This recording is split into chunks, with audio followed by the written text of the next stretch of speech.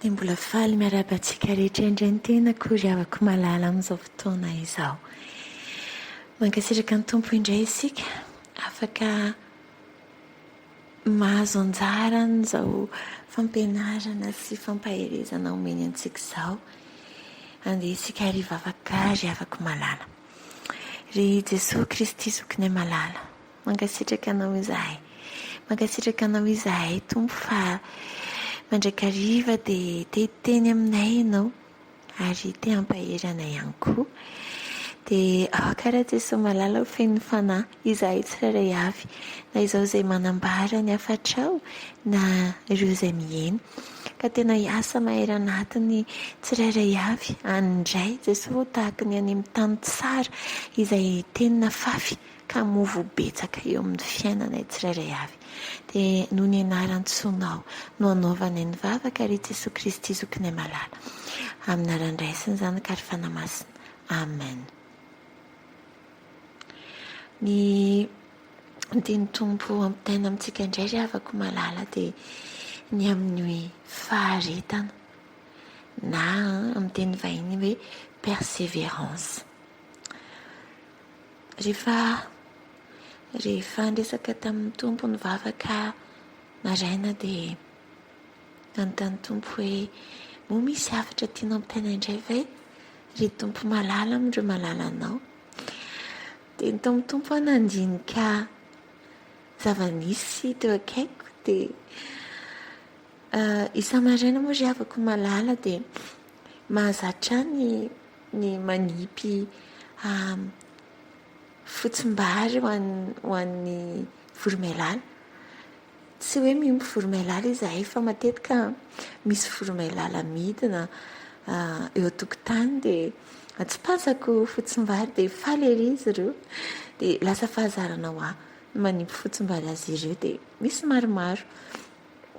maromaro ireo no tonga mitsipona ny fotsim-bary. Rehefa lany izany ny fotsim-bary dia mbola mivezivezy izy ireo, miandro hoe mbola nitazana indray ve. Dia rehefa jereko diniako elaela avy ety an-trano dia milasa tsikelikely, milasa.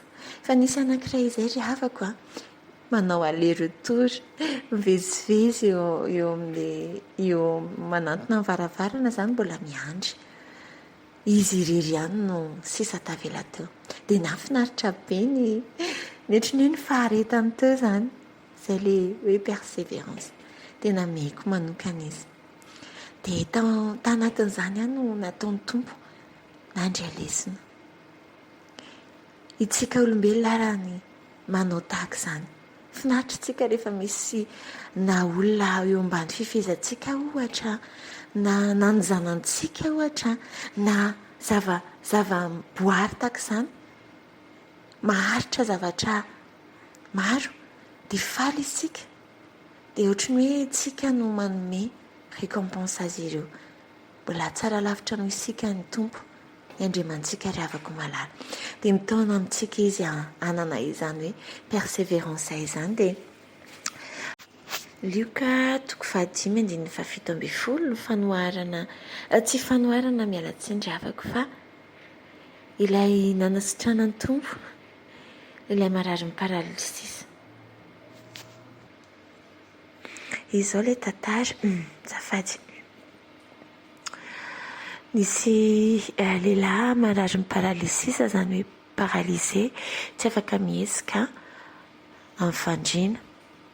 Dia nefa nireo namany izany nahafantatra ny momba an'i Jesosy dia te hitondra azy eo amin'i Jesosy. Io olana nefany satria teo eo amin'i Jesosy daholo ny olona rehetrarehetra satria izy ilay manasitrana, mahay ny zavatra maro. Dia be olona be loatra ka tsy tafiditra izy ireo. Dia inona nataony ry havako malala? Ataony tompo ohatrana persévérance. Tsy niembotra izy ireo fa nanendaka ny tafontrano izay nisy an'i Jesosy dia nampidina azy avy tamin'ny alalan'ilay tafontrano. Finoana tahaka izany tena tadiavin'ny tompo ry havako malala. Tsy hoe rehefa misy obstacle na zavatra misehontsika dia mihemitra mpinoana fa miroso mandrakariva. Fa rehefa ndroso ireto olona ireto ry havako malala dia tonga tamin'ny fanasitranana. Faly ny tompo nahitany alehibe ny finoana izy ireo. Tia ny tompo ananantsika izany ry havako. Ny faharetana ao amin'ny Jakoba, ao amin'ny Romanina dia tena be dia be ny vokatsoany. Fahatsaram-panahy voazato-toetra ozy ny ao amin'ny Romanina ao. Ao amin'ny Jakoba ihany koa dia milaza zavatra tahaka izany. Ny faharetana, rehefa nanao ny fanoharana ny amin'ny voatsarana fafy ny tompo ry havako malala, ao amin'ny tany tsara dia hoe namoa tamin'ny faharetana. Isika ry havako rehefa tsy maharitra fa tady voasarika ny lala migodana izay malalaka fa tsy maharitra amin'ilay lalana tery dia tsisy ninona maharitra ihany koa azontsika. Tsisy zavatra tsara ananantsika rehefa tsy manam-paharetana isika. Rehefa ohatra hoe manao examen isika zao ry havako malala, raha tsy manana persévérance isika ny amin'ny hoe mifoha maraina be na dia ririnina ara ny andro na miaro tory na mianatra lesona fa ny lala migodana ny tiantsika aleo matory maraina na koa hoe aleo za mbola hijery télé. Izany ny atao hoe lala migodana ry havako malalaka mahafinaritra be, azo atao daholo ny zavatra rehetrarehetra fa raha tsisy fifehezan-tena sy persévérance dia tsy afaka fanadinana isika.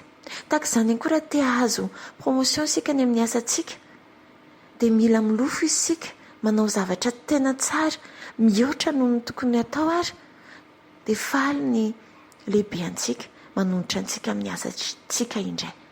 Tahaka izany amin'ny fiainantsika andavanandro mihitsy ry havako malala, rehefa tsy misy ny filofosana, rehefa tsy misy ny tena ezaka, rehefa feno fakiviana foana ny fiainantsika ka moa isika anatanteraka izay bebe kokoa, tsy manana persévérance isika dia tsy tonga amina tapitroatra fioarana. Ny tenin'ny Paoly ihany koa ny amin'ny resaka hoe fihazakazana, mihazakazaka ao amin'ny loka ny fiantsoan'Andriamanitra. Ny atleta ry havako malala dia tena feno filofosana, te hihoatra foana. Izay nge mahatonga ny record du monde ry havako malala. Efa misy teo ny record fa mbola misy mihoatra an'izany satria misy ny persévérance amin'ny zavatra. Izay indray ry havako malala ny tiany tompo ampianarina antsika. Raha vao misy sakatsakana ampiasain'ny finoana tahaka an'ireo olona izay nitondra ny namany teo amin'ny Jesosy, paralysis amin'ny vaniny tafitrano, dia ny tompo mihitsy rehefa manana finoana tena mihoatra tahaka izany isika. Dia eo ny tompo afaka manolo-tsaina antsika, mampahery antsika, isika tsy fanahosana ao anatsika fa fanamahery. Dia maherizana indrindra ry havako malala, toy izy foana. Rehefa tsapanao hoe ity ny tiany tompo ataonao, rehefa tsapanao hoe ity ny zavatra tokony atao, tokony ho vita, dia apetra amin'ny tompo, manana persévérance, manana faharetana, fa ho hitanao ny vokany. Dia an'Andriamanitra ririan'ny voninahitra ho antsika kosa ry havako, ny faharetana, ny faherezana.